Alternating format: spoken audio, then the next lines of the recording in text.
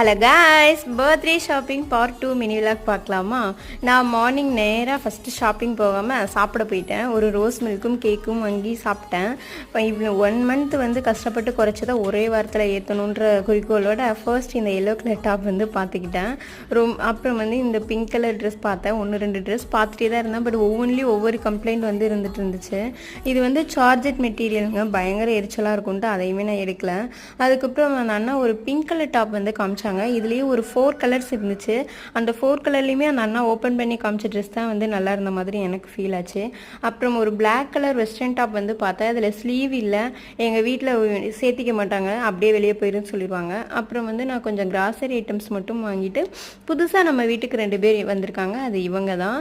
ரொம்ப நாள் ஆசை இந்த இன்டோர் பிளான்ட்ஸ் வந்து வைக்கணும்னு சொல்லிட்டு இந்த டைம் வந்து வாங்கிட்டு வந்துட்டேன். என்ன விஷயம்னா எனக்கு மெயின்டைன் பண்ண தெரியாது. இனிமேல் கொஞ்சம் கொஞ்சமாக கேட்டு பார்க்க வேண்டியதான். Bye guys.